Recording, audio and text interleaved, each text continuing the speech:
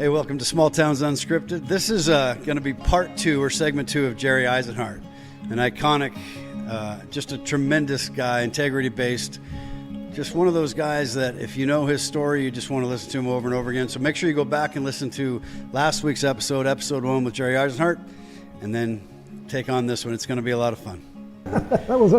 That was our world. It's a beautiful story, and it's why it was so successful. And I think that's old school kind of, but it really could be new school. Well, okay, my question is, how many times has it changed hands since then? Well, so the Icicle. The real issue is that within Icicle's 20 years, they had 1, 2, 3 managers, 3 or 4 managers before they hit. And then Julie Straub kind of became the manager. And Julie had been around, she grew up in the community. And she's a hustler. Ron Amir, hard worker. Rosemary's daughter. And she knew what the product had been. She understood what it could be. And she brought it back a long ways. Mm-hmm. And I will tell you this, that I had only, in the 20 years that Icicle owned the radio station, I was only in there probably 3 times. Because if you called there and asked for me, they would say, who? Oh, he's no longer here. No, we don't know how to get a hold of him. All of that was untrue. They knew. They just didn't want people. Different mindset, right? Yeah. But I think it had to do with the fact that I had started Go Lake Chelan, that online service. No. And Go Lake Chelan, by the way, it said right across the top, an experiment in technology. And I wanted to know if you could use the internet as a way to disseminate the same kind of content that had been on KOZI Radio.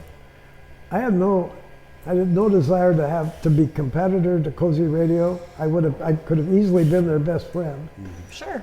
But they didn't want that. Sure. Oh, yeah. You know, there's so many things. Jerry, I was looking up some emails today, and I come across emails that you sent me all the way back to my son was in high school. Oh, yeah. And you sent me a video clip of my son. There's my daughter calling me right now, who's a doctor of audiology. So my son made the basketball, beat Kashmir, was ranked 2nd in the state. And you went out of your way to send me that video clip. That's kind of stuff that, like, you just did. I remember doing that, by the way. That's the small town. That's the fabric of the small town. Yeah, I don't think Joe Harris ever jumped so high on that game. It was an incredible thing, wasn't it? Yeah, it was fun. Last second, down by 2, and 3 seconds on the clock. Okay, so what are the results of your experiment? Well, for one, what did you discover? What's hilarious is the Wenatchee world would call me up and say, would you come down and meet with us? We're interested in buying you. We like what you're doing. And I would go down, meet with Rufus and Wilford and the whole family. Rufus Woods. They would bring some of their staff in, and they'd ask me all these questions about Go Lake Chelan. And I'd tell them, and I'd tell them what I had learned.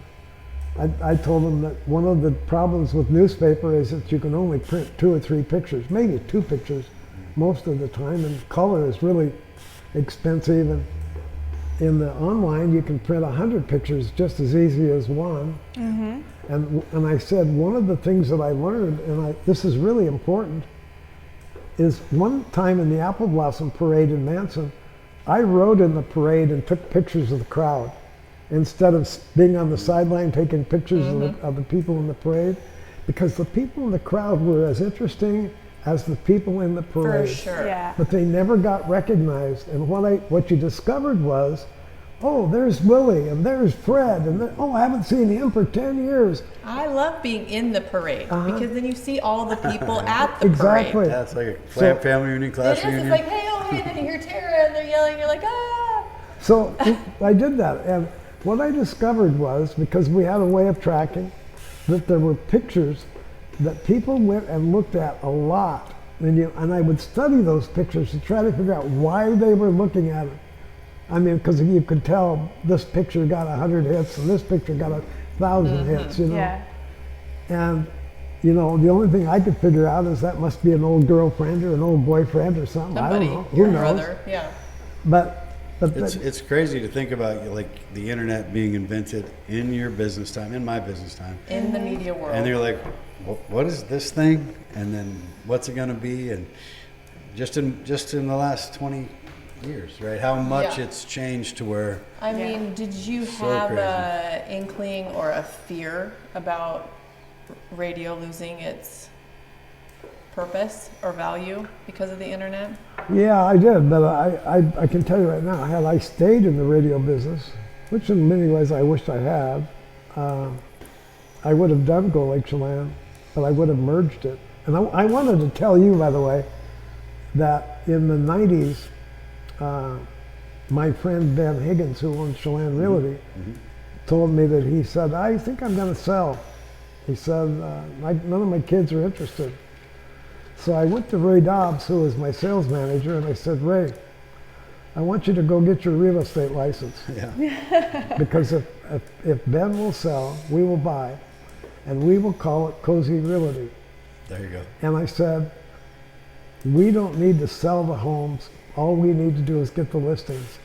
And we can get the listings Oh, I bet, yeah. because we can promote them. I loved Ben. You know, I was right across the street from him for a long time, and he was always very generous and very kind. Ben was a good guy. Yeah, very good guy. And by the way, and then he changed his mind, Well, then his kids obviously changed their minds Yeah. too, because two of them are very involved. and I wouldn't open a business and compete with him because he was a good friend. So He almost took me under his wing. When Bernice sold me her company, there was no threat there. He just was like, hey, you think, like you talk about an abundant mindset versus a scarcity mindset. Yeah. Ben had that. Now he's like, what can I do to help you? If I had a question about something, I was young when Bernice oh yeah. sold me that. So it was like, she didn't give me a lot of choice. You know, that was Bernice. Like, you're doing it. Kind of like you know, just, you're going to do this. Well, those kind of people tend to do very, very well because they have that generous, selfless nature about them, right? Ben had a really good ability to do the right call. And he was always, many times, if there was a problem in a transaction, he would solve it. Even if it came out of his pocket, he would solve it. He was just Well, that's a good way to be. Yeah, for sure. Yeah, I did a lot of deals with Ben over the years.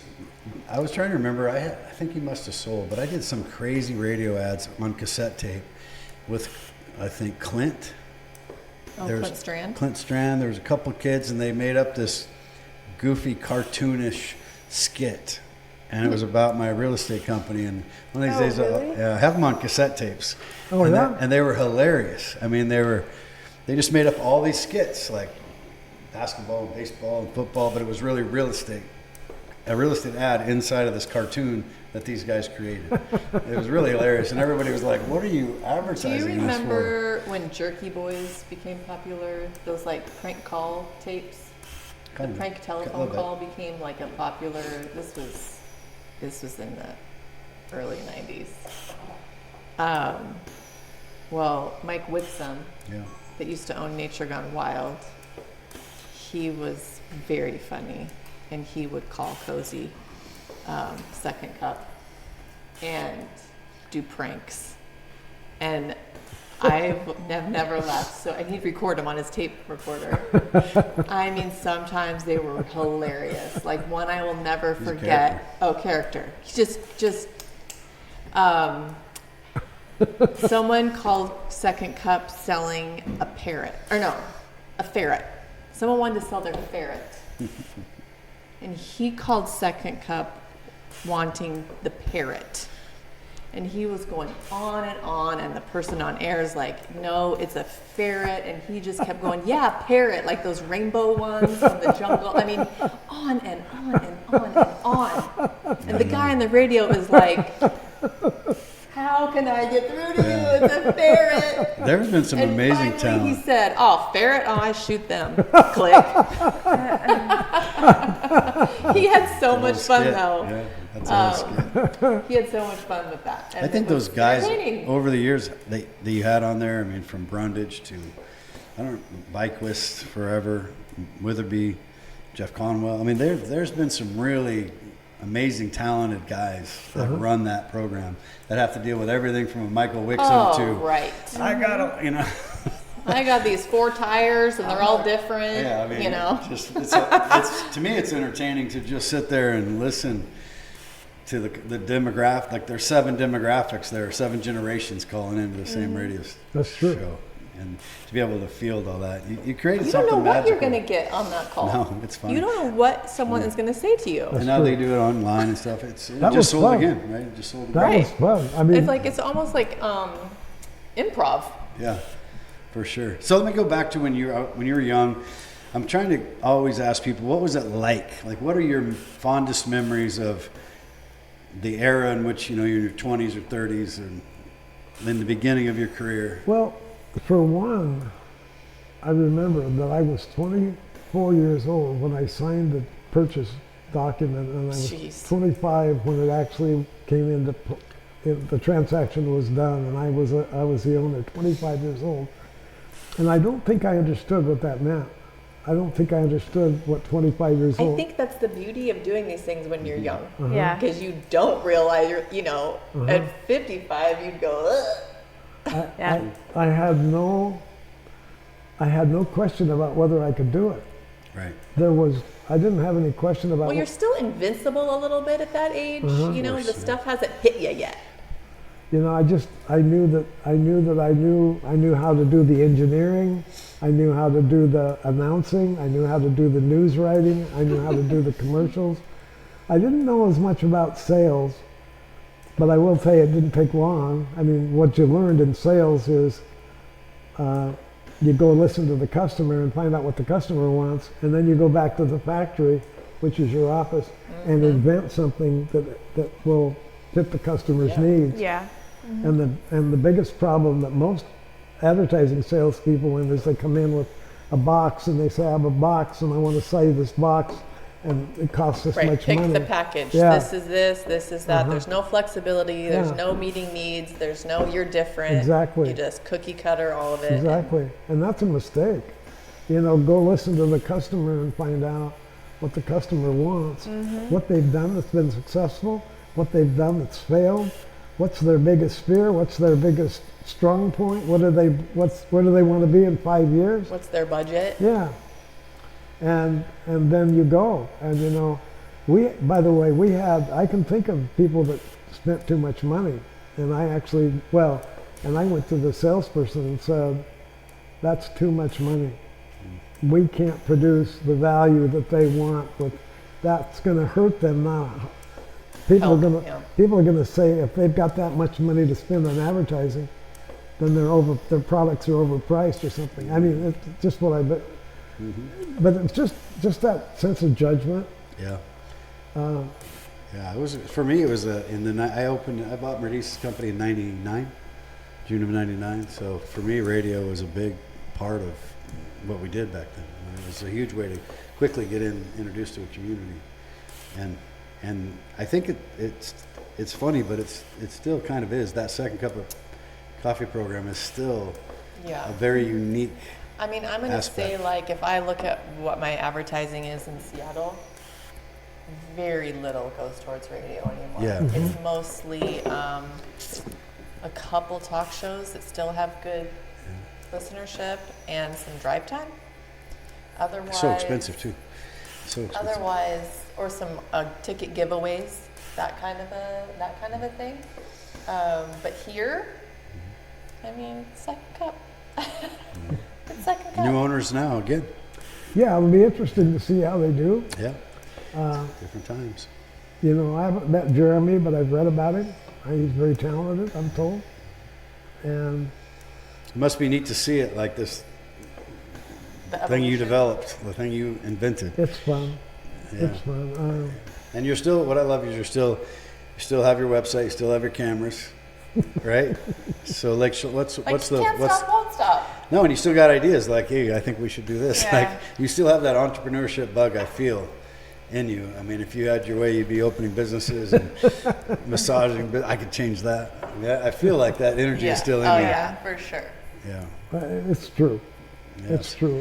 And it's like being here. It's taken us 2 or 3 times for me to be able to feel like I could be here. Yeah. Well, you look great. You sound you. great. Yeah, Thank you. No kidding. Some days I don't feel good. And some days I'm not good. And you know, I lost 2 of my brothers this spring, and that was interesting because it really hit me hard. It was so close together. One died in January and the other died in February or something like that. That's hard. They were a month apart or so. And, you know, you're looking up saying, where is he? Where's the grieper? What do they call him? The Grim The Reaper. Grim Reaper. You know, I'm going to stay away from that guy. Yeah, right. Yeah. But, you know, I just really believe the attitude is most of everything. And if you believe that you're going to get worse, you'll get worse. And if you believe you're going to get better, you will get Well, you've better. been through some great loss. You know, Yes. you lost your son when he was what, 21? Yeah, 20. And you know, 2 great men. I mean, I knew them both. I know Willie, and I knew at first I didn't know him well, but everybody loved him, and Yeah. you know that has to be one of the hardest things in the world. It was terrible. Yeah, Yeah. and the fact that you managed to keep going Doing and yeah. and I still have gratitude in your heart. And that's got to be so hard, but I just think it's such an admirable quality You know, in men. I and would people. say this, that it's really true that having a wife who supports you, and I do, I have a wonderful wife who was She's right over there. right over there. She doesn't want to be here, but I'm sorry because she deserves a lot of the credit, and especially now, because we are empty nesters, you know, and that's a different feeling. Even in our marriage, her sister lived with us for a while, and they had 3 kids. So my home has always been very busy, and now it's just the 2 of us. So Well, I'm glad we got you out and about. I too. am so happy to be here. I'm happy to be out and about. And you know, There's worse places to be. yeah, that's true. This is beautiful. I would love to go down there and just dive in, you know. I love it. We can make that happen. You know, sometime I would love to come back and talk to you about an interesting. I said that my Uncle John was in the state legislature, and it's a long story. In the but 30s, you said, right? yeah. Oh my gosh. When I was driving school bus I didn't tell you, but while I was going to Wenatchee Valley College, I drove school bus. And Like for the elementary or? for the elementary, just, you know, Okay. to high school. I just drove Wenatchee school bus routes. And I Well, that's how drove, you knew it'd be good to have a 2-way radio later on. well, I understood. Firsthand And then I drove experience. on Mercer Island when I was going to University of Oh my Washington. god. The bus? Oh yeah, the big buses, you know. Oh my gosh. So then, because you had then I drove charter bus for Greyhound. And one time I took a charter group of like young Republicans or something to the state capitol. And I'm wandering around the state capitol while I'm waiting for them, and there's a picture of John Isenhart hanging in the hall. And I came home and I talked to my dad about it. I said, he was a state legislator? And I said, what do you have to do that? And my dad said, we have to be a lawyer. Well, Uncle John wasn't a lawyer, but he believed that you had to be a lawyer. I always wanted to serve in the legislature. I did. I always Bet you wanted would've to been do good. that. No And- kidding. A lot of integrity. And so later in my KOZI days, I got on the city council, and I was on the city council for 2 terms. Oh boy. And then I became mayor, and I served a term as mayor. And I have to tell you that was the most rewarding experience I've ever done. Wow. And what was interesting was we had the potential for a horrible conflict of interest. Here's the mayor, and he owns the radio station. Right. So I went to the Push staff. an agenda. Yeah. I went to the staff and said, listen, I just want to say it to everybody so everybody here to witness it. You can do and say anything you want, and you will not be penalized, fired. Yeah, no repercussions. There'll be no repercussions. And they did. They said things that I didn't like. And Yeah, politics. it was the way it was. But it Well, it's was, still, can you imagine, like if you were the mayor now, can you imagine do you think it would be easier or harder?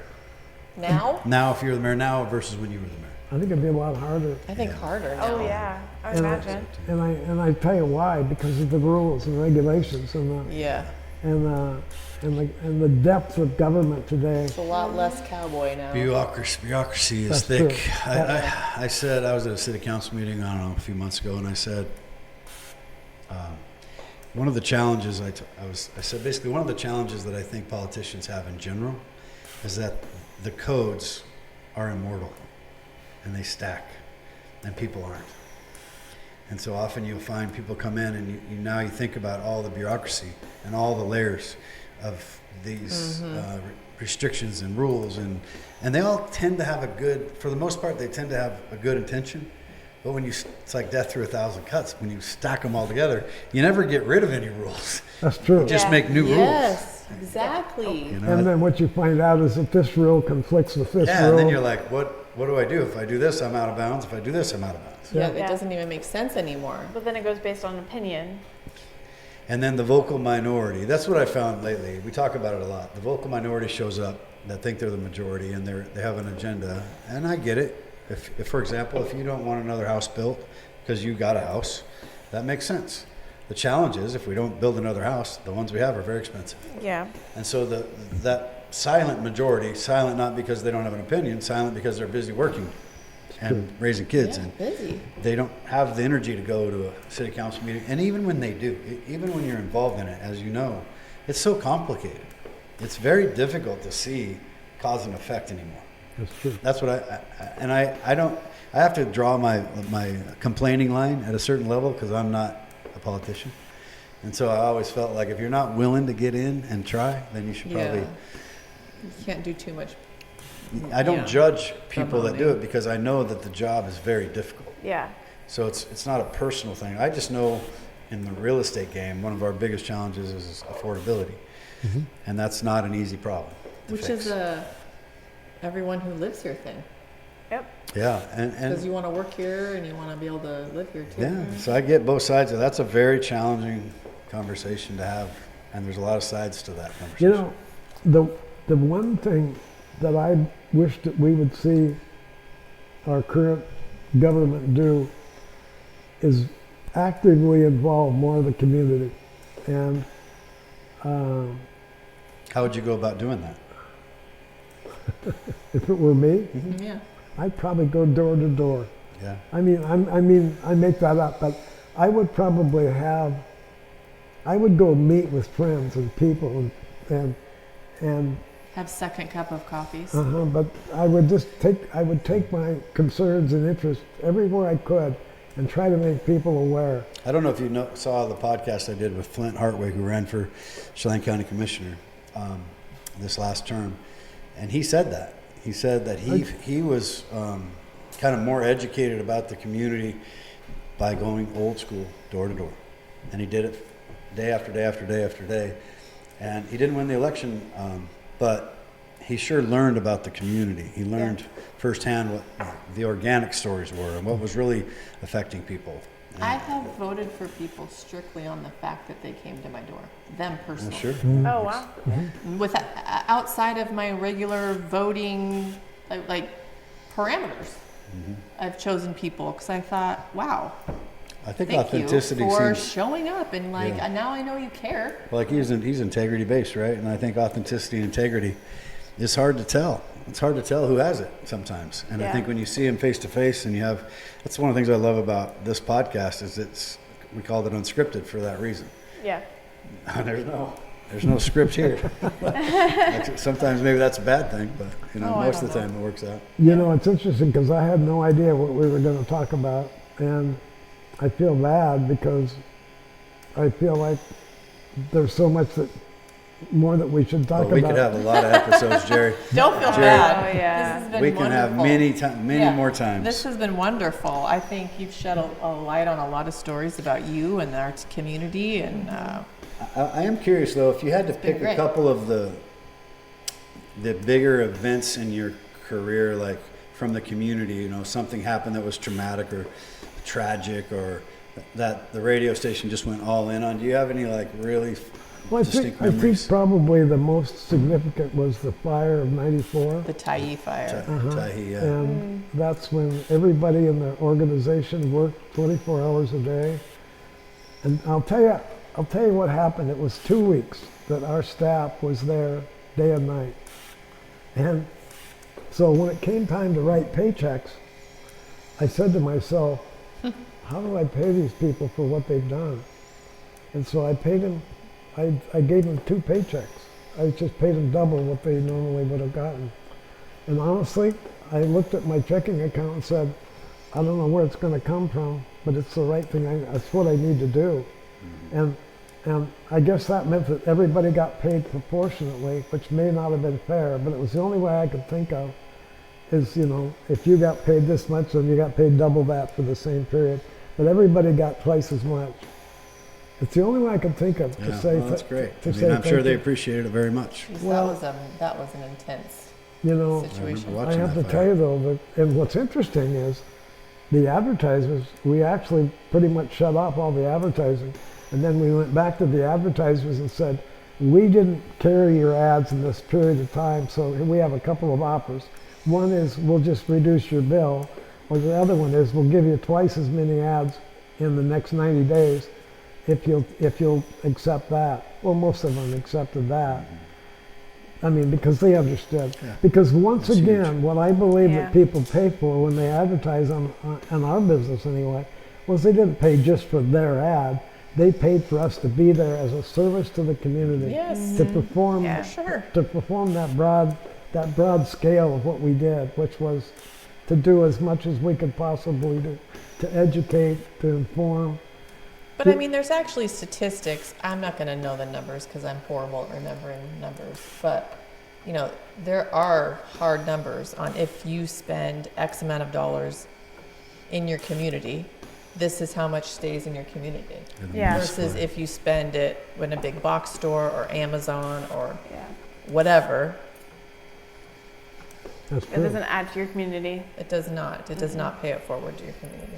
And I think most people get that, but I do remember being a little awestruck when I saw the number. Like, that's a big impact of dollars. Well, it's in funny that you community. said like Wapito Point at that time revitalized that investment that Shoecart Company to cut that deal to build condominiums, to build timeshare condominiums, revitalized this town. Can you imagine right now the flack that you would get if we tried to do timeshares? I mean, like, Yeah. the I world mean, would come to an end, I Yeah. think. So you can look at, it's funny because tourism used to be this thing that everybody wanted. And it is still the thing that really drives the economy for the most part. That 3 months of summer helps pay bills for a lot of people for the whole year. Yeah. So it's this crazy like dichotomy. On one hand, we all know we need it. On the other hand, we have groups that are like trying to ban all tourism. Like, I don't get it. Yeah. It's just a Yeah. very Must be interesting. nice, is what I say to them. Must be nice, you know, when you inherit money and you must come be here. nice. And, you know, it's like, You I asked, get that you opinion. asked me other critical things that I did or that were part of my career at radio. The Norm Evans murder was probably one of Oh, those that yeah. just Oh. stands out. And I actually was given an award by Associated Press on behalf of the radio station for our coverage of that murder that was a tragic day. and the tragedy. But, you know, I went to the trial and we went to Judge Cohn, and he had grown up in Chelan, so he had never allowed cameras or microphones in the courtroom. And he allowed me to go down and wire the courtroom with microphones. Wow. Oh. And I recorded that trial in its entirety. And we did it on large reels. And so I would go down in the morning and and at noon, I would stop the machine, rewind the reel, and somebody from Chelan would take it up. And at 1 o'clock in the afternoon, right after the noon news, the trial would start on KOZI Radio. Oh, wow. And people could hear the trial. And then the afternoon tape we would haul back up to Chelan, and then it would continue on. Jeez. And I remember driving up from the trial because it got done at 4 o'clock, and I drove home with the second tape.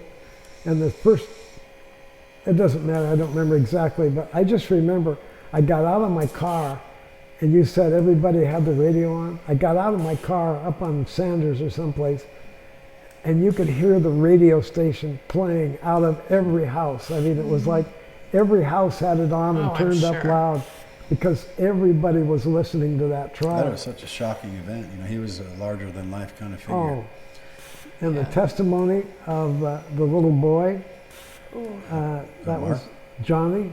Johnny was Helen's son, and Johnny and Helen lived with Norm, Oh, and that's right. and on the day that Norm was murdered, Helen and Johnny went for a hike and went up Union Valley, and they were way up Union Valley on the road, and they heard the gunshots. And Johnny said to his mom, "What's that?" And his mom said, "Oh, I think it's probably just a deer hunter." So so they went back down, and then it was Johnny who went in out to check on Norm and found him blown away in his shop. And all of that testimony was on this tape. And Jeez. unbelievable. Yeah, Now, sad day. the sadness is, so the trial was on 10 of these big reels, and it was marked, saved, do not, Norm Evans Yeah. trial, tape 1. I can't find it, and I still can't find it.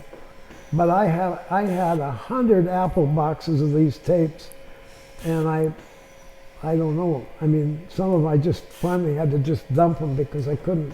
Yeah. I don't know where they are, but I'd give anything. I think I gave those tapes to Norm's sister. Okay. You remember Norm's sister lived in, had the drive-in.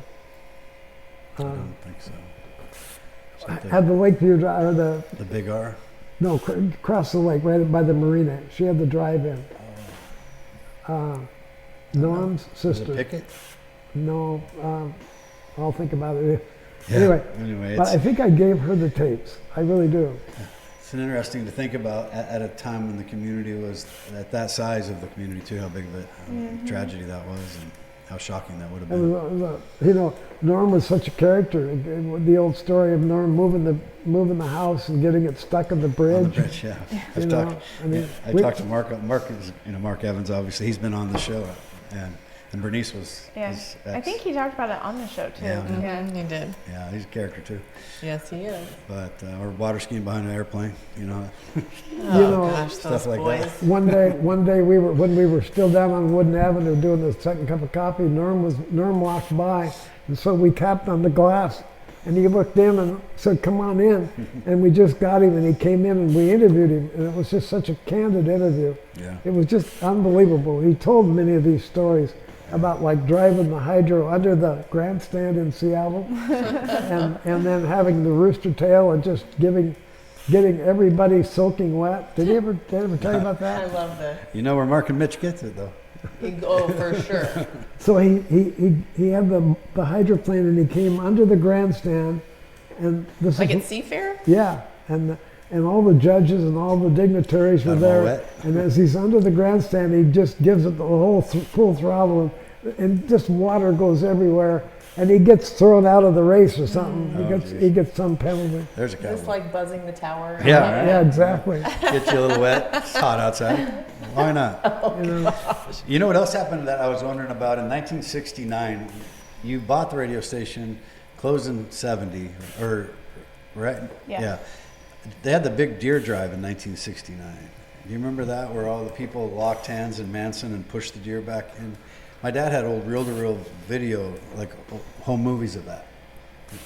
Like so much snow that the deer came all the way down into the orchards, and I they kind were, of remember, but I kind of remember the problem, but I don't think Yeah. I remembered the solution. and that was a big. I think that year was the year that they lost a lot of apples. They lost a lot of apples. Yeah. That was part of the reason I think that the owner wanted to sell. The mill had burned. Oh. Mill Bay, yep. Yeah, the mill, and the mill had burned, and Apples were the taken. apples were having a problem. Neither of those things did I know. Or did I understand that? Like the next level, what's happening in the economy. He just took a leap of faith. So Or interest rates are going to go to 18% Yeah. with Jimmy Carter as president. and they did, by the way. And they did, by the way. Oh my gosh, and the gas. What's Scott Brennan say at that time? He was like, Scott, 19%. What do you buy a house? What are you talking about? What's your guy doing? I think Scott used to tell me he was like, didn't he work on campaigns? Maybe I can't Scott? remember. I thought he said he worked on presidential campaigns or something, and Oh, he probably did. Jimmy Carter was part of it. I don't know. Oh, yeah, he worked with the Democratic Party for everybody. Anybody that was running, Scott was a consultant. Yeah. Oh wow. He did many radio ads for people because of his golden voice, you know. Yeah, he was. I'll have to play some of that for you. I have a lot of his tapes. A lot of. You a know, lot of those the old golden tapes. voice thing is, it is such a tragedy. It's such a humility for me to be here. My voice is just so gone, Sounds good to me. and it's just it's tragic. I just can't stand it. He But sounds like the piano player friend. yeah, Right. I think But- you're hard on yourself. Yeah, I think Oh, you're hard thank on you. yourself. I think you're doing fine. well, Just fine. I maybe we never hear ourselves as others hear us. Always said to myself, I wished I could see myself as others see me, because I never saw myself as successful. I saw myself as just driven, wanting to be I successful. think that is common among entrepreneurs in general. I think that is a sickness and a blessing. I think without it, it's hard. Because, I mean, you have to be a little bit different to want to be a self-employed person.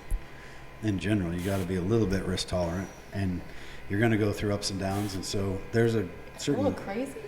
crazy, yeah. I mean, I was like you. I mean, I just through all the ups and downs. Go My for biggest it. concern was to be an employee. I didn't want to be an employee. Yeah. I mean, the last job I had was like in the 80s. So, like, I just, and I think when you get that bug, you don't see yourself. I think it's very common that people don't see themselves as successful, even if they're ultra successful. You know, you can have millions and millions of dollars, and they're still wanting, and I think that's coming to terms with that as an entrepreneur is hard, and also pretty important to try to come to terms with that, so you're happy. You know, you can be content. Try to have content. Well, so it was interesting, and after selling KOZI, I didn't know what to do. That was a big deal. Cecilia and I, we went to Mexico and looked at a hotel in Mazatlan, in Manzanillo. We flew down, we flew into Manzanillo. This was this hotel on the beach that was for sale. And we walked out on the beach, and there was this guy, this gringo, sitting out on the beach in a chair, and he said, "What are you doing here?" And I said, "Well, I came to meet the owner because I hear this place is for sale." And this guy says, "Well, let me tell you something. I've been coming here for 20 years. And the reason I'm sitting here is because this is the last year it's going to be here, because the government's going to take it back next year." Oh. And he says, "This place is on a government lease, and the lease runs out in a year, and the government's going to take it back and turn it into mortgage or something." Anyway, so the guy was trying to sell something that was, Had 1 year left. so Fine, friend.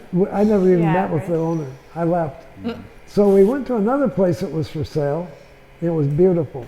Oh, it was gorgeous. I mean, it was a lot of ivory and, oh, I mean, it was just incredible. And the guy said, but I think it's sold. But he said, the guy will be back in a day or two to confirm it. And I said, "Well, what's he got to confirm?" And he said, "Well, he needs to talk to his wife." He said, "There's a lot of kidnappings going on down here, and we're not sure that this is a good place to be with kids." Oh wow. Well, here Cecilia and I are with our two boys, and they're 7 and 10 or whatever. Yeah. And we looked at each other and said, "I think God's telling us something." Yeah. Yeah, let's get back to Yeah. Chelan. And so we went back to Phoenix, and I actually put money down on a hotel in Phoenix, a brand new Comfort Inn. I was going to buy this hotel. And my logic was, we're going to go down there, take our bilingual skills, because I'm bilingual, and we're going to take our bilingual skills and employ a good group of people. And even within my own family, we have a lot of people. And I said, so we'll make it a family project. And So anyway, we did that. Then I came home, and I said, "Why in the world would you want to leave home? This is home. If we go down there, we're just going to be lost in the mix, and the kids will go to school where nobody knows them, nobody cares. There's no family history. They can't say I knew your dad when. I mean, nothing will connect." Yeah. And so I called down there and said, I'm going to cancel my offer. I'm not moving. Thanks, but no thanks. Yeah. I think you made the right call. And here we are. I do too. Yeah. Yeah. Yeah, it's always that crazy feeling when you stay somewhere. Like, I did the same thing. My dad did the same thing. And there's pluses and minuses, of course, to every decision. But this is a hard one to beat. I raised my kids here too, and you're raising your kid here. And it's kind of hard to beat. Mm-hmm. Even with all the changes, and that's part of it. Is like we have these fond memories of the past and how things once were, but I think they're always great. Like to your point earlier, you can be negative if you want to be negative. It's real easy. But you can also be positive. You can actually be very grateful for what we have and how it's going. There is something to be said for it takes a village. Yeah, there's always challenges, You and get there's to have Oh, that absolutely. village Thank of you. people That's what I think. with you. yeah, we got to influence these newcomers. I don't worry about Brody walking around town. Right. I don't, Hard to find a safer place than Manson. because how many people Yeah. know him? Of my friends that I grew up with, and there's eyes everywhere, in a pretty good way, positive way. Before I leave, I would like to do something and turn the tables just a little bit and ask you a little bit about how did you come to the decision to do this and to choose your help? Oh, And what is the how role did of- that happen? He and I so Russ has been after me for 15 years to get my realtor's license, at least. Persistent recruiter. She's stubborn. And I finally did it. And then another friend offered me her space in Manson, this log cabin. And I was saying, oh my gosh, can I do this? And can we do that? And what can we do here? And how can we do something? And blah, blah, blah. And we were just sitting upstairs. Yeah, and I had done the radio show for 5 years on KPQ. Oh, that's right. And then I did a podcast called Real Estate Madness. And that's how Hector and I started working together. And that was kind of through COVID, where I was just doing videos mainly about motivation and inspiration, just during COVID, just doing a lot of content. And then I was kind of like, as the podcast world got more and more, I was like, how can we... Well, we were kind of just throwing out, how can we connect people more? Mm-hmm. How can we create bridges instead of burning bridges, and open doors and open minds? And we know so many people, and sharing stories is powerful. And it just, I don't know. Yeah, so the seed got dropped at your store, and then it was the night of Realtor Fun Night. We were gonna go to Chelan Cellars. Oh yeah. And then she came to the office. We were gonna go to Realtor Fun Night, and then we just kept talking about it. And you just brought up why don't we name it this? And why don't we actually do it? And Russ is go-getter, right? So he's like, great, I'll schedule it next week. And I'm like, here's a logo, here's a name, let's throw this together. And then he's like, calling Hector. And then next thing you know, I'm at Goodwill buying cheap furniture so we can, get people up there. Yeah. And it's just, it evolves like any other business, kind of. It's kind of a business. I don't know how exactly it's going to end up, because I think that's part of the fun and excitement of it, is when you don't know exactly. To me, that's a good thing, because I want to make sure I don't think too small. And I think that when you have as many resources as we have in the community, meaning people of all different eras and ages, and I don't think there's anything quite like it here. I also think big enough where I have this idea that I can help with creating modules for other people. One of the things that I saw happening is gentrification, right? Where during COVID, Microsoft Teams and Zoom became a household name. Mm-hmm. Before COVID, a lot of people didn't know what that was. Mm-hmm. And before COVID, the board of directors probably didn't let you work outside the office very often. So in my career of 30 plus, I've heard, 1,000 times, if I could make money and live in Chelan, I'd live in Chelan. But I have to go back to Seattle to make money. Well, we found out during COVID, A lot of people figured out how to work from home, and then that got adopted by corporations. Basically, whether they liked it or not, they had to adapt.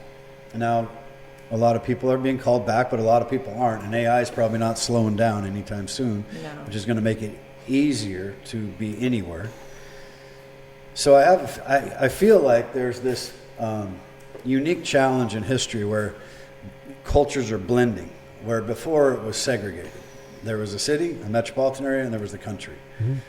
There was the suburbs in the middle, I guess. But now we have this mixture of anybody can go anywhere. Then you have Elon Musk inventing Starlink. So now the internet is everywhere. Yeah. So now you don't have just, if you move to the country, you don't have to move to the downtown. You could live up on the hill with solar power and drill a well. And now I'm making $250,000 a year as a headhunter for a Fortune 500 company from a cabin in the middle of nowhere. So there comes problems and challenges because these smaller communities, nobody ever thought about infrastructure. Nobody ever thought about what if they sell their home for $1 million or $10 million or $5 million, and now they have all this money. Because up until COVID, we really didn't have a primary resident buyer.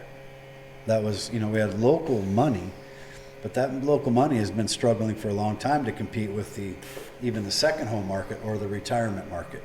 Now we have this primary resident market that's taken hold, which is one of the reasons we're feeling so much pressure on price. And then one of the reasons I'm so passionate about essential worker housing, which is one of my, if I can accomplish something before it's over, I'm hoping to solve a little bit of that problem with partners, of course, that also are in alignment with the goal of essential worker housing. So when you blend these two cultures and one seems to be left out because of money, that's a problem for me.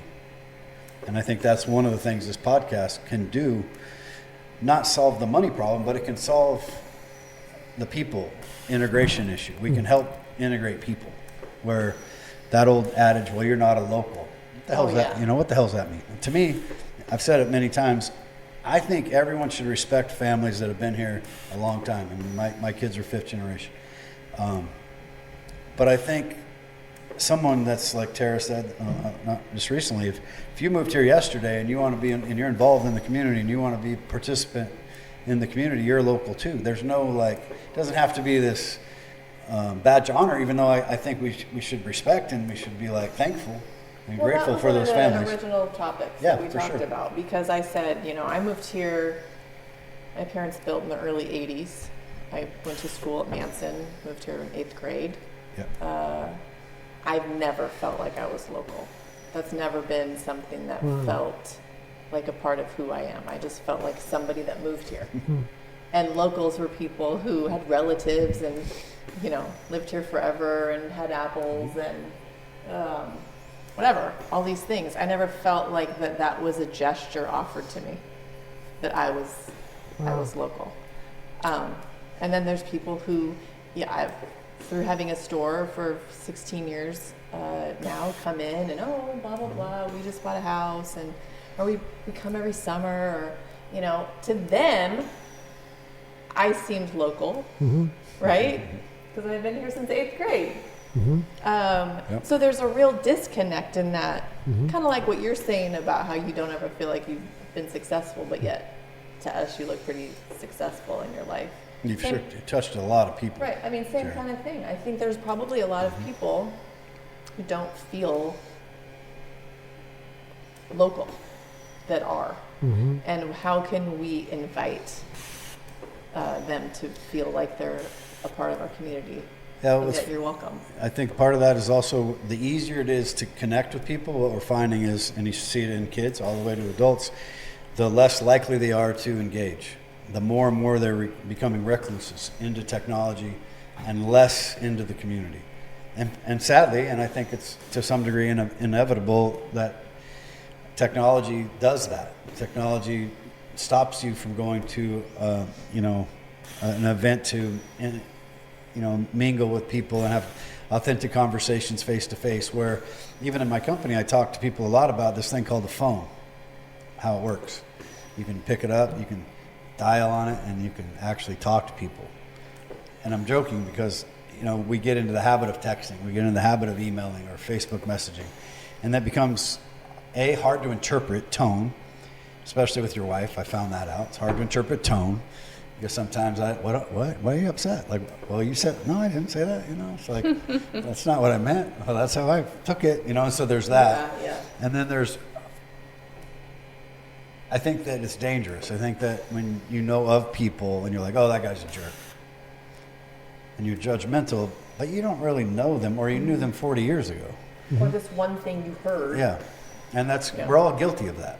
And so I think breaking those barriers down to where you can sit down and have a conversation that's unscripted to get to know each other face to face can be an example of how every demographic can get along. Now, are we right? About what? Is that working?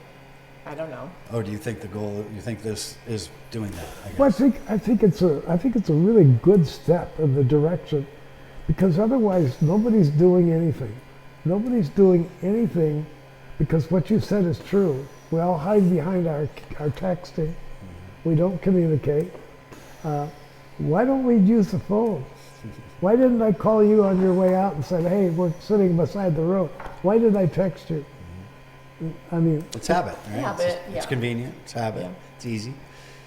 I don't know. But we had a cup of coffee, a couple years ago. That was fun. But so what you're doing is, and I like the title Unscripted, because I think that's perfect. And I love the fact that you're gathering historical information. It's huge. That's a huge part. And that's the one thing I knew, and I've always said this is, Go Lake Chelan. I'll tell you, 15 years I had Go Lake Chelan, which was a printed version of what I had done at the radio station. And I felt like I was writing a history book. And the website that I was storing it on, they challenged me and they said, you've got pages that are 10 years old. Why? We're going to have to delete those. And I said, absolutely no way. I said, those are part of my book. And I said, go back and look at the track record. People go back and read those stories. And it's true. And I used them. I searched them to find information about a story that was here that all of a sudden there's something that came up here and I could tie them together. And that's good news, by the way. That's a good newsman. A good newsman says, this is related to this, and I'm going to tell that. I'm going to tell that relationship. Yeah, that whole art form, that storytelling art form is kind of a lost art in some ways too, to the 100 characters or 50 bits and bytes or whatever, like this longer form conversation is yet it's funny, people say, well, nobody pays attention, and yet the most successful podcast guy in the world has a 3-hour podcast and he's got 50 million viewers or whatever it is. I mean, Howard Stern has been yapping his jaw endlessly for years. That's true.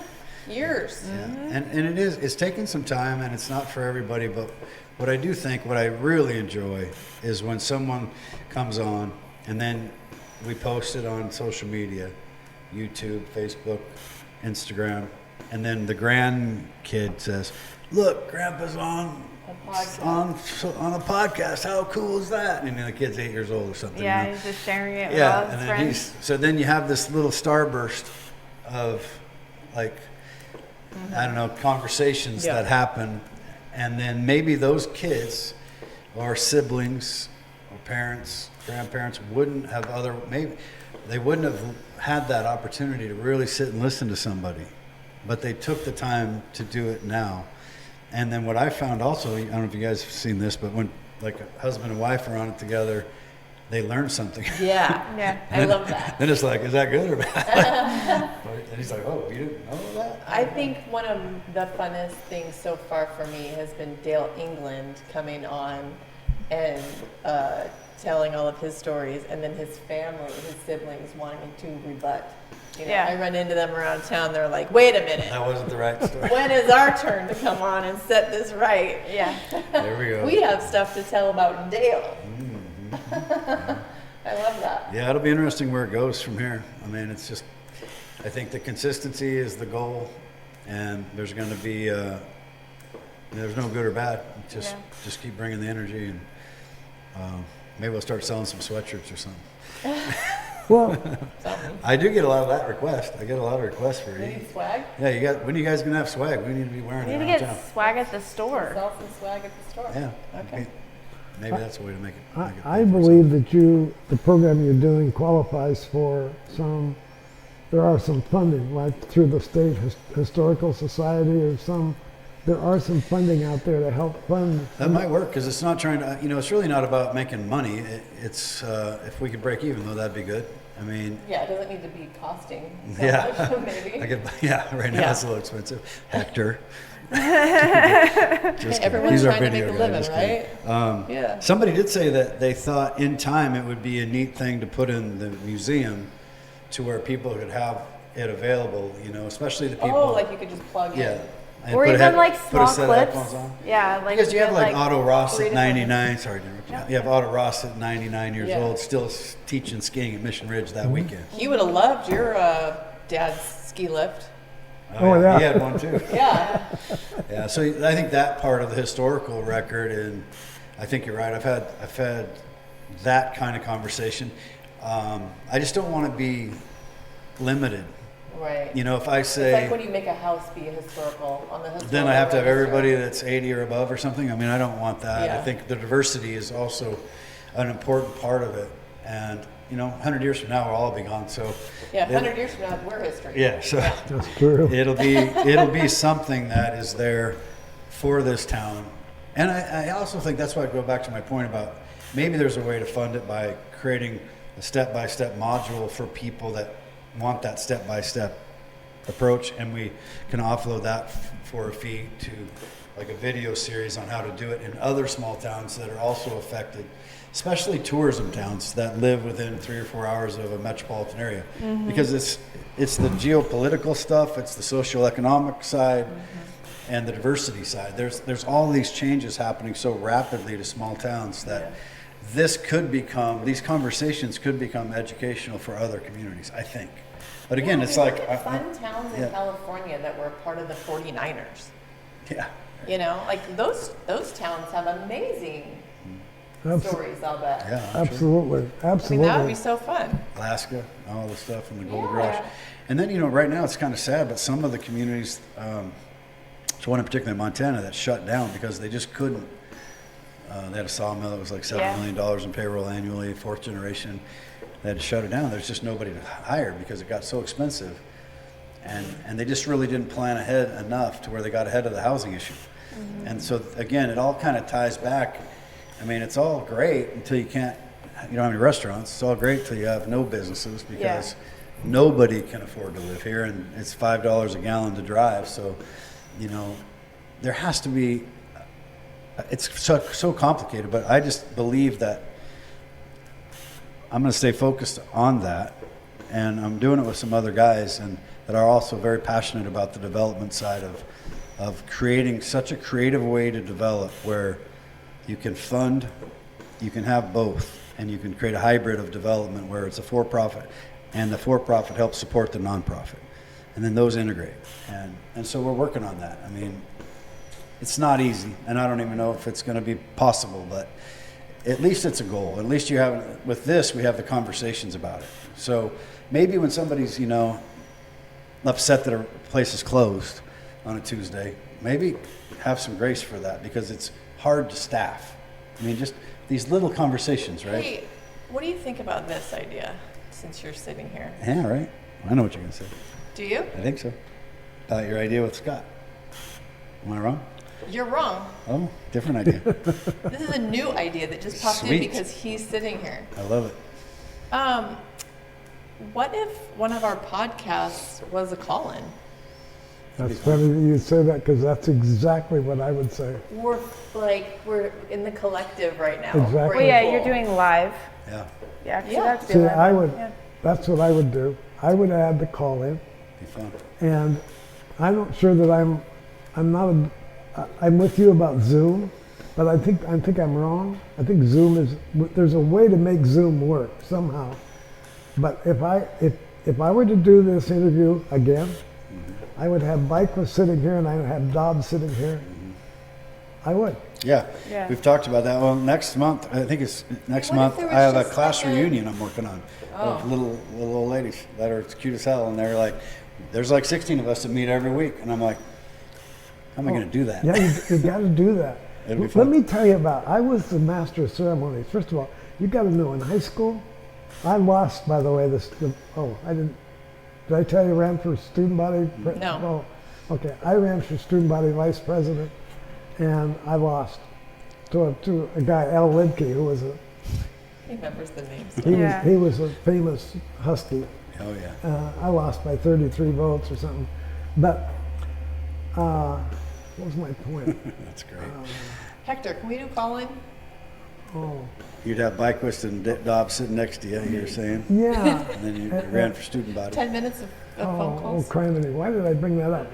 Yeah. Well, I mean, like if they But I would have a call-in called show, and you like, yeah. and I would have. I was going to tell you. So I was the master of ceremonies for my class reunion, and they asked me to be the master of ceremonies. I was the least probable person I could imagine because I was the most shy in high school. I was the most introverted. I was called the nerd. I mean, because remember I'm the ham radio guy. Well, I did think that word in my head. I'm thinking this is some nerdy kid sitting at home with a radio and playing the trombone. I'm like, oh my gosh. You know, and yet, so what I did for the class reunion, because I'd been to other class reunions, and the football stars all stood up and told everybody about how great they are and how great they've been, and that was it.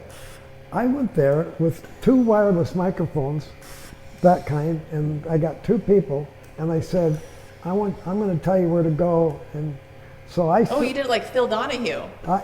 I've never seen Phil Donahue, but I'm sure I know what you're going to say. I had these guys go around the room, and I'd say, hey, sitting over there is Mike Smith. Mike, the last time I saw you, you were knee-deep in mud, cow manure, and you were going to become a farmer. Tell us about your life. Mike Smith would have never talked to the class reunion normally. Yeah. And so somebody took the mic over, and Mike said, well, I ended up being a whatever, and I live in, and this is my wife, and everybody would give Mike a round of applause, and then we'd go over here and we'd talk to another guy. Oh, that's cool. So everybody got to share. And I got everybody in the room involved in the conversation. And everybody just came to me afterwards and said, that's the best class reunion we've ever had. Yeah. What was the key? The key was that it wasn't about the person in front of the room. Yes. It was about the people that are out there. And everybody got to have their moment. And that, by the way, was the key to success at KOZI Radio's Second Cup of Coffee program. Sure. It wasn't about us. It was about you, the listener. And our goal was to make sure that everybody who called was glad they called. That's why I go back to the people you had. The hosts of that show are so important because they've been so good at that. Like, being so appreciative of the call and grateful that you shared your yard sale. And like, they came with such sincerity over the years. I mean, they've all had different personalities, but I think that was an important part of what you were trying to do. I remember taking a call one day when I was host of a lady who called, and she lived in Orondo, and she had this old English car that she wanted to sell, and it had low miles on it, etc. And I said, what you're talking about is really unusual, and why are you selling it? And she said, well, I'm from England, and I've lived here for 25 years, but now I'm going home. And I said, so you're from England. So what brought you here from England? Right. And then she told the story about meeting a soldier and marrying the soldier and the soldier, and how they moved over and they had kids. And the story was so much more than about the car. The car was just a little. Right. And by the way, she called 20 minutes after the program and said the car is sold. Yeah. But can you imagine how much money has changed hands because of that program? No. In 30 years, 40 years, 50 years? No, I don't Probably, think. I mean, what? You can't even. That'd be fun to theorize that. Or the other one was a lady one time who came up the stairs in our new building, and she had this fish all wrapped up in newspaper, and she plopped it down on the front desk, and the secretary was just irate. She said, Want to hear selfish? what are you doing with that smelly fish on my desk? And she said, well, I just caught it. And this lady's my age, by the way, and probably took her a half hour to get up the stairs. That's cute. And I happened to walk out there and I said, oh my gosh, bring that in, come on in. And we went in and put her on the air. And she told the story of how she caught it down in the Chelan River, and she'd been going down there and fishing all of her life. And this is the first time she caught anything this big. And her story was just incredible. You were like doing the Pike's Market in Chelan at KOZI Radio, throwing fish around. And the goal was, if she had the interest enough to bring the fish all the way up to the radio station and come up the stairs, the least we could do, and what is the fish on the air? Yeah, I was going to talk about it with her and give her the recognition. Yeah, well, it seems like you've had this spirit of selflessness, generosity, integrity, community a long time, and you were quite successful, my friend. You've touched the hearts and souls of thousands of people. Well, you know what?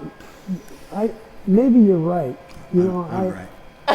Yeah, we know you're right. Yeah. We know you like to say that, I'm but right. you are. I'm right. This time. I won't let it get to my head. All I know is it's fun. It's fun. Here's one of the things I want to talk to you about before we let you go. There's a beautiful lady sitting right over there. How in the heck did you talk about? You must have been one good salesman, buddy. She's muy bonita. Esposa es muy bonita. Well, hablo español es muy bonita. Yes. the interesting story is that I lived in Manson and I was building a house, and her dad, I met her dad. I went down, I needed somebody to help me, and I went down to the tavern, Buddy's Tavern, and there was a bunch of guys sitting at the bar, and I said, I'm looking for somebody that wants some work. And he was sitting there, and he didn't have a shirt on, and he was you could see he was very strong and well built. And he came and he started working for me. And he was just such a great worker. He did everything. Whatever I needed done, he did. And even on days that I didn't know that I needed it done, he came down and trimmed the trees, cleaned it up, and he washed the cars, and he just took care of everything. And so finally I gave him the keys to the radio station, and he came in and he emptied the garbage and he swept the floors, and he and I just became really, really close friends. But every day at the end of the day, he and I would sit out on my back porch, and I would say, una palabra más, one more word. And I wanted to learn one word a day. And I said, if I can learn 360 words, I can capture the language. And so once you crack the language, and it became easy, and I'll just tell you a really good one. Spanish is derived, English is from Latin, and so a lot of the words are the same. Yeah. And I'll never forget about talking to him about the lake, and I was saying it's deep, and he said profundo, and I thought profound, deep, profound, and that was a perfect example of how the language was so tied together. Well, anyway, so I loved learning the language. I just did. And I had taken, in college at WSU, I had taken Latin American history from a really good professor. And I had this dream that someday I would love to go down and live I'd love to go down and live with a family and go to the University of Mexico and learn the language. And I realized that in a way I had brought it to me instead. Well, anyway, he brought his daughter with him one year, and they stayed at my guest house. And then they came the following year, and I noticed that. So what year was that? What year did you guys get together? 91 or 92. 91, is that true? 92, we got married. That's awesome. And so, anyway, they went home, and her father was not at all happy. I talked to him and I said, I think your daughter has some feelings for me, and I want you to know about it, because I won't cross that barrier. I won't do that. Right. Without your permission, Respect, etc. And I just want you to know that. Well, he took her home the next morning, and and so there you go. before she left, I put $200 in her shoe and said, call me when you get home. I just want to make sure you got home. And so 2 months go by, and then she called and she said, I want you to come and meet my family. That's awesome. What a great story. So I went down and met her family, and they were not at all in favor of me. And then they became they liked me. Yeah. And so they got to know you instead of you. It does work out sometimes. There you go. Well, I just think that's great. And because, anyway, so that's how it happened. And been married ever since. The rest is history. it was interesting, and it was interesting that we had the most beautiful there was one thing. Her family was mostly Catholic, and her uncle was the head of the family, so to speak. And so one day he packed me up in the car, and I said, "Where are we going?" He said, "We're going down to meet the priest." And he looked back, and I remember he said, "Are you Catholic?" And I said, "No." And he said, "Well, you are now." Yeah. And so I thought, oh no. And I literally prayed about this. I said, "God, I cannot lie. If this costs me my wedding, that's life. But I will not lie." So I went down and met with the priest. And the priest said, "I need you to go down and get your driver's license, a bunch of stuff." I think he just needed me to leave the room, because when I came back up, they were all outside the room, and he said, "I won't marry you."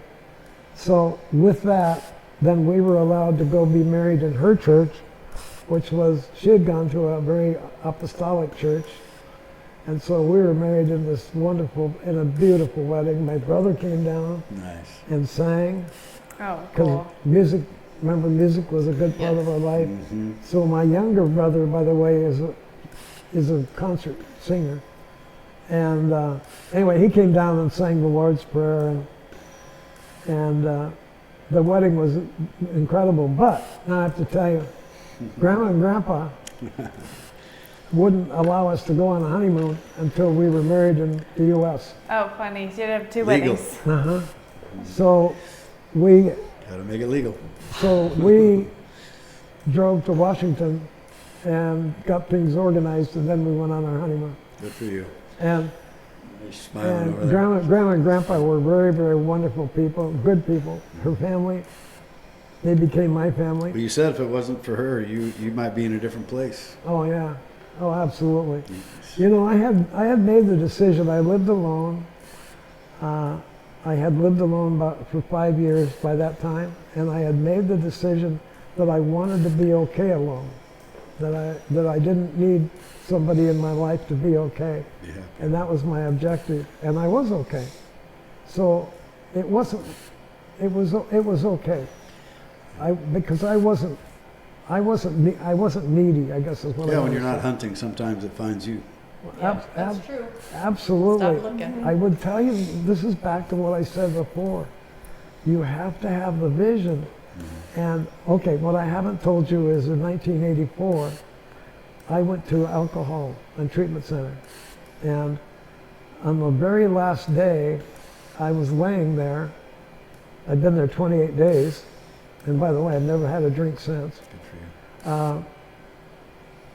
On the very last day, I was laying on my bed. One more of those things about, what are you going to do now? Is there life after McNaughton's, you know?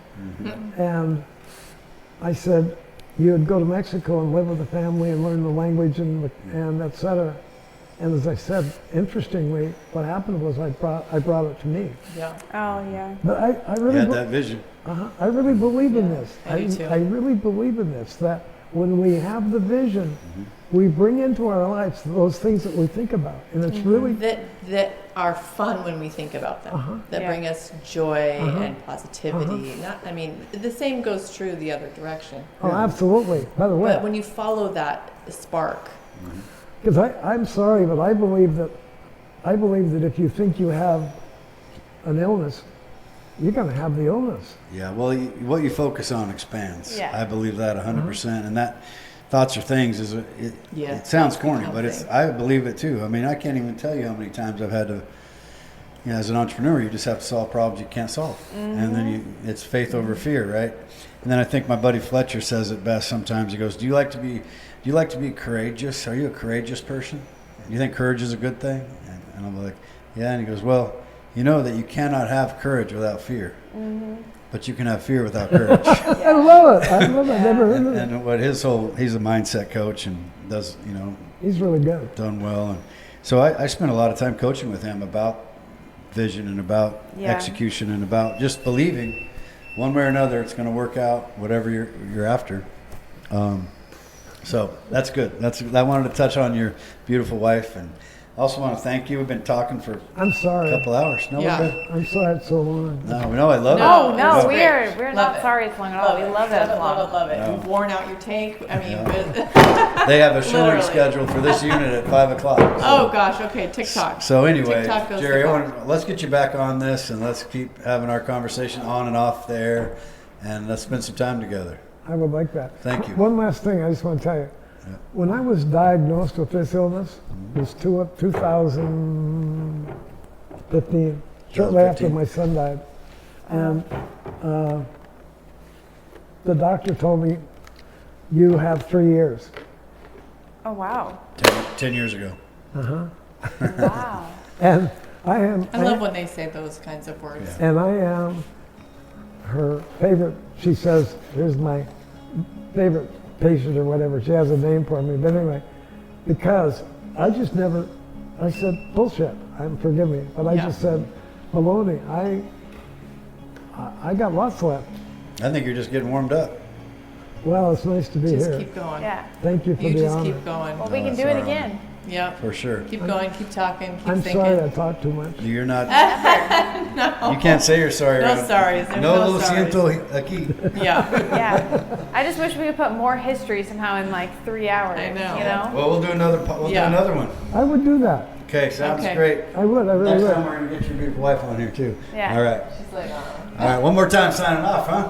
Thank Thanks, Jerry. you very All much. Towns Unscripted. blessing to talk to you.